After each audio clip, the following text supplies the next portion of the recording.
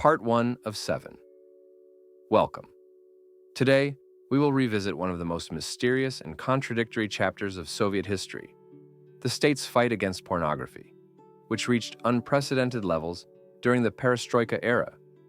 Over the years, while it was officially claimed that there was no sex, the underground industry of cinemas and video warehouses thrived in secret, turning restrictions into a kind of challenge to the system.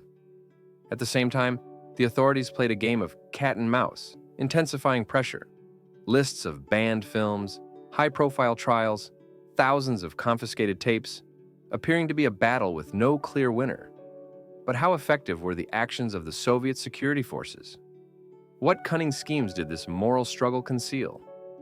Most importantly, what did all these operations reveal about society's moods and secret desires, which increasingly perceived freedom of expression as an unreachable oasis? In this investigation, we will break down the extensive scheme of repression and underground activity to understand who truly prevailed in this war and what price society paid for the illusion of prohibition. Are you ready to discover what really lies behind the closed doors and curtains of the perestroika era? Then let's begin. In the quiet, glass-enclosed offices and on the slippery intersections of Soviet bureaucracy, something more significant than just the fight against seemingly harmless manifestations of human nature was brewing. During those years, when the country exchanged ideals and future prospects, laws and methods emerged designed to suppress unacceptable expressions. Among them was the ban on sexuality, on intimacy, on pornography. These words, which in 1986 sounded like a verdict, "There is no sex," became a symbol of attempts to control even the most intimate aspects of human nature, turning them into something invisible and elusive, governed by state institutions. Stepping into the atmosphere of that time, recalling the environment in Soviet offices, one can imagine how officials flinched when the topic of sexual expression arose. In a country where official propaganda emphasized that the family was the cornerstone of socialist society and reverence for common values was the highest virtue, there was a strange feeling that beneath these ideas lay something entirely different. During those years, numerous bans and restrictions were tightly held within official ideology, and the fight against the spread of pornography became one of their most vivid manifestations. Accusations and bans did not appear out of nowhere. Since the late 60s, when technological advances in the production of videotapes began to penetrate countries with different social systems, the internal market of the USSR became flooded with foreign information, pornographic video materials. These tapes, smuggled from foreign countries and old markets, like spires in the eye of the Soviet regime, entered secretly through illicit channels, via hidden corners of illegal trade or underground networks. Their distribution was not mass, but was significant enough to attract the attention of authorities and provoke a reaction. The government's reaction was quite systematic and harsh. From that point on, the authorities began to intensify their control noticeably. Not only were pornographic materials confiscated, but lists of prohibited films were also developed. Operatives, armed not only with documentation but also with experience, monitored any attempts at distribution. In the 1980s, the first high-profile trials appeared. Public revelations of those who tried to sell or distribute forgotten banned video cassettes. These processes served not only to suppress illegal activities, but also as a means of intimidation. In practice, the confiscation of tapes was extensive and methodical. According to official sources, around 1988, out of more than 90,000 seized items, about 90,000 were videotapes related to pornographic materials. This was no coincidence. These figures testify to the scale and organized system of the crackdown. The entire country, as if under the watchful eye of the great observers, under control, apartments where criminals could hide their illegal collections, were under constant surveillance. Operational methods were clever and inventive.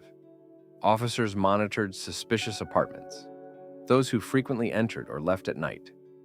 They used techniques such as deploying observers, secretly turning off the lights to avoid attracting attention. It was clear that the struggle was fought not only on a material front, but also a psychological one. Sometimes, electronic means of monitoring the power supply were employed to instantly detect active VCRs. In the autumn of that period, when the communists proclaimed freedom, covert operations to confiscate the most valuable relic, banned tapes, took place in the heart of many Soviet cities. Despite active measures, the campaign continued. Entering the late Soviet era, when politicians and the party were already seriously concerned not only with ideological purity, but also with controlling societal morals, the number of criminal cases increased. The case of Vladimir Gadros, one of the most famous anti-pornography fighters of that time, is well known. His activities became a symbol of the entire broad campaign, in essence a war against any indecent information that could even loosely evade censorship. Looking at these events from an outsider's perspective, one can understand that all efforts to combat pornography reflected not only a desire to establish moral order, but also a fear of the potential spread of corrupting, rotting vice within society. Penalties for illegal distribution of such materials ranged from deprivation of party membership to criminal prosecution. Within party and state structures, campaigns were approved and reinforced to eliminate any manifestation of human sexuality that could breach ideological boundaries across the country, like links in a chain. Yet, some inner voice still raised questions. How effective was this entire system? Part 3 of 7. How successful was the Soviet regime in suppressing the manifestations of human desires, which have always existed and persisted across all cultures and eras? After all, since the appearance of the first videotapes, there were always people willing to risk for the sake of inner freedom.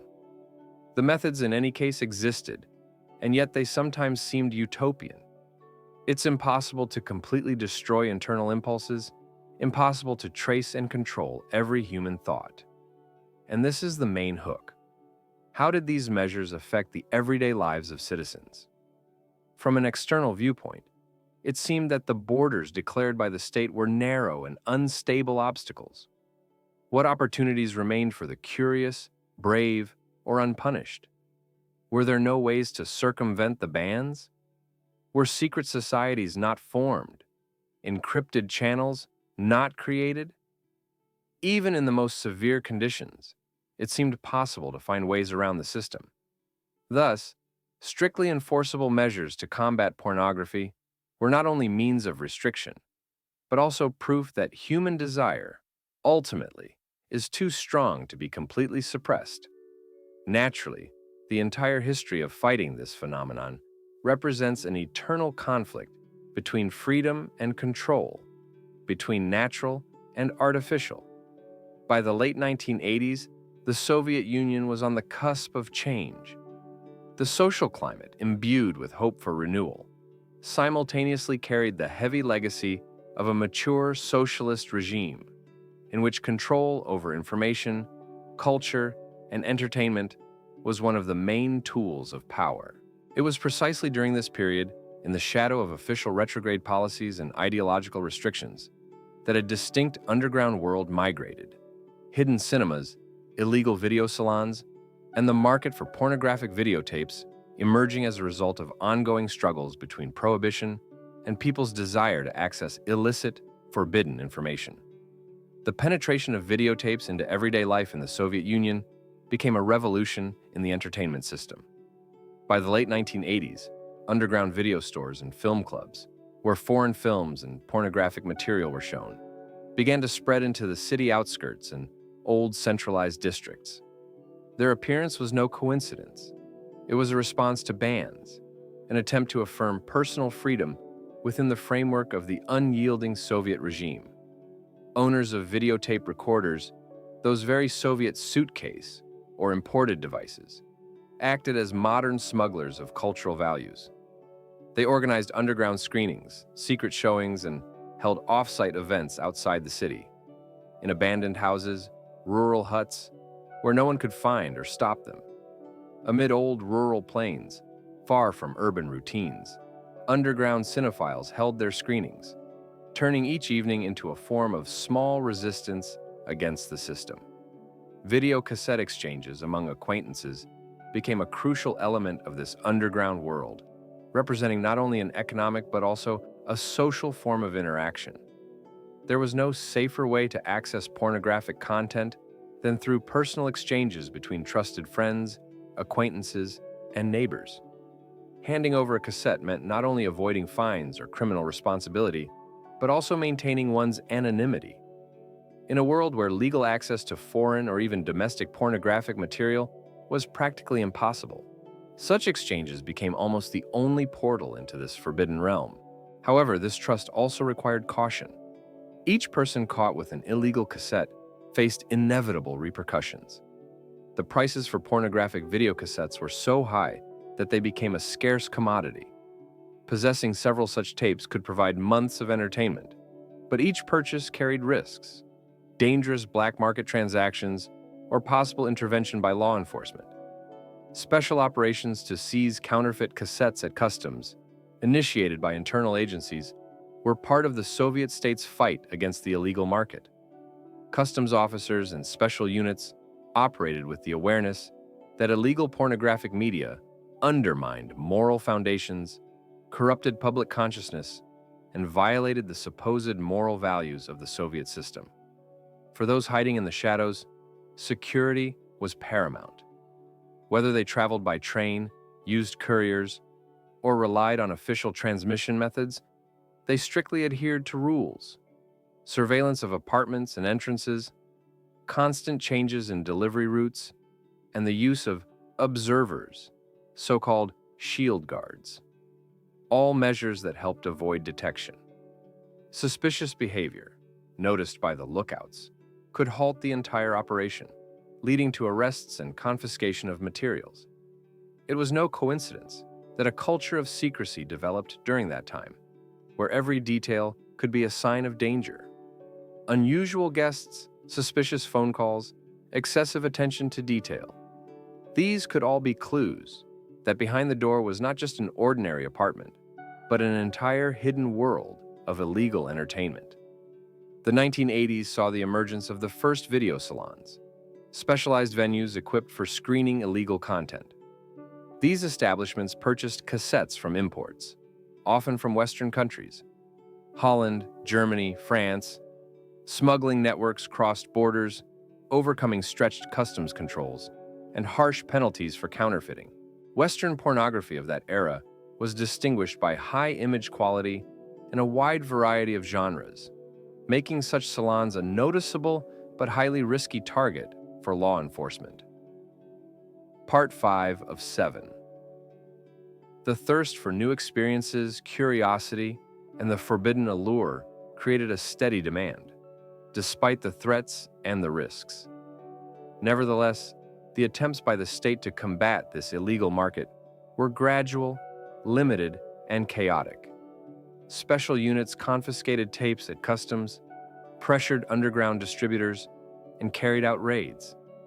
But the evidence, videotapes, recordings, testimonies, was like drops in the ocean. The illegal market thrived, adapting to new realities, changing locations, trade mechanisms, and hiding behind the facades of commercial enterprises.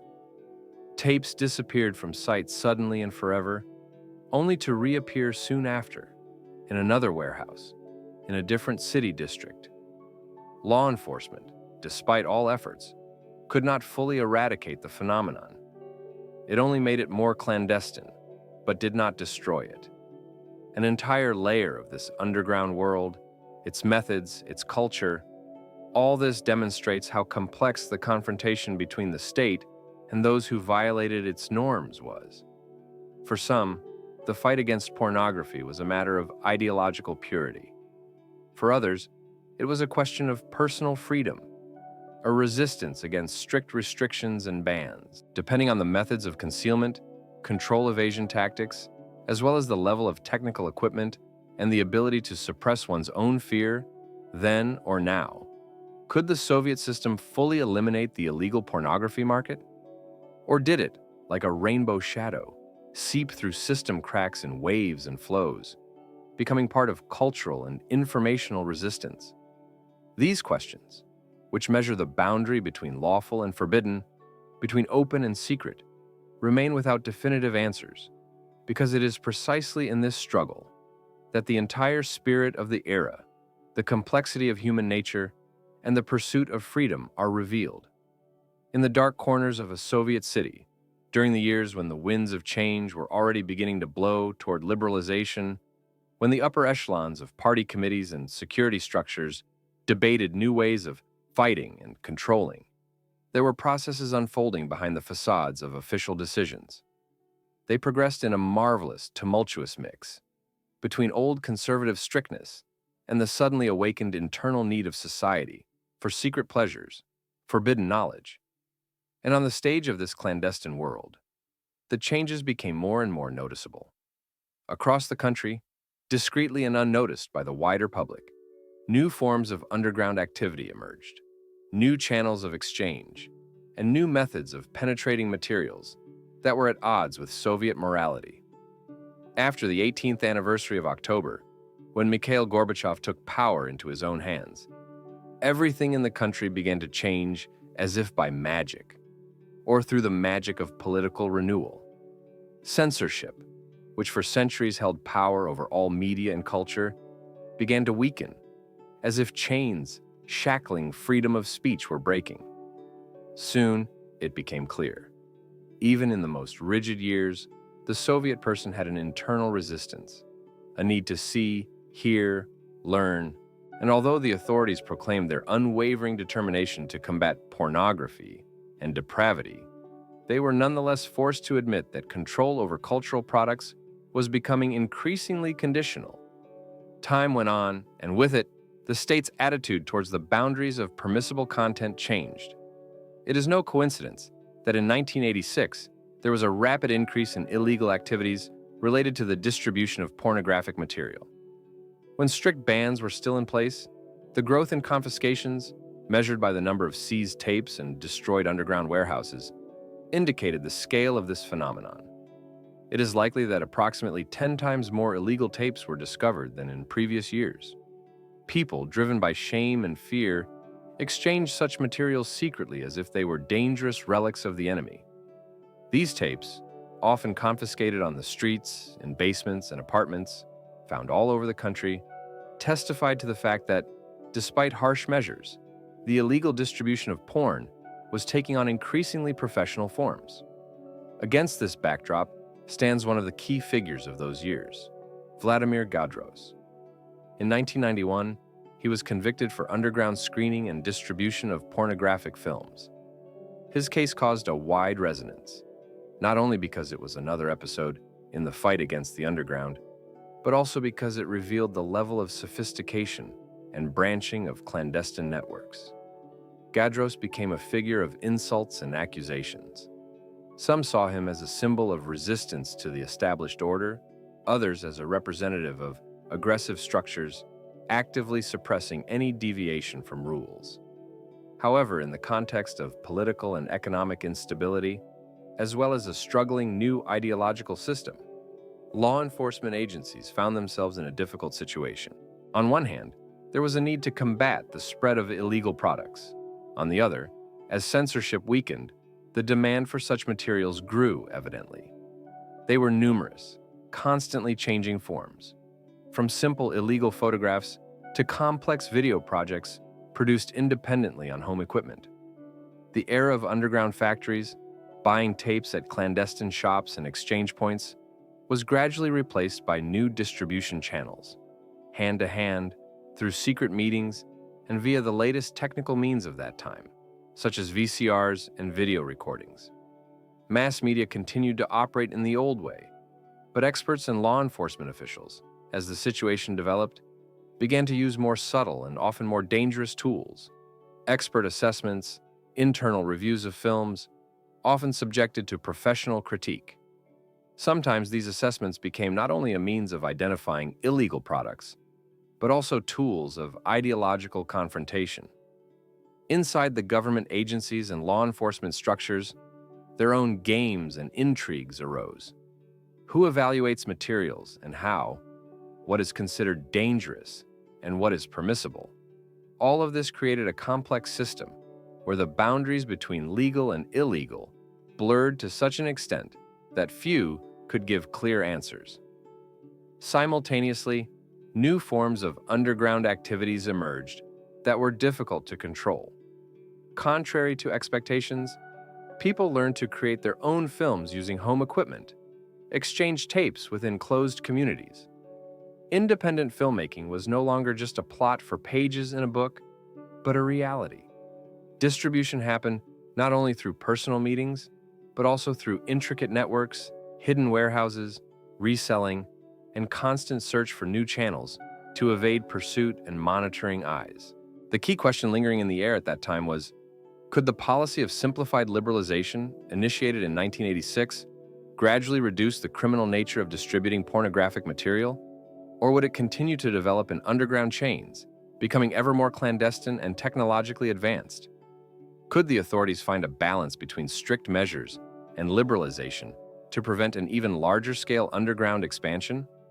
Or would these two paths, one leading to legalization and control, the other to escalation of illegal structures, forever divide society's approach to fighting pornography? However, the deepest and perhaps the most fundamental question was, what determines the level of illegal pornography distribution in the USSR?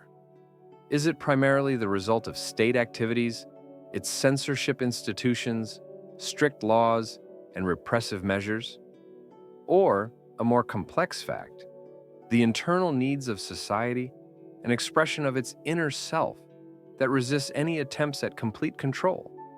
Which force prevails, law and regulation, or an unstoppable internal impulse, unwilling to remain within the confines of prohibitions? The answer to this question is key to understanding the entire gray zone that existed during those years.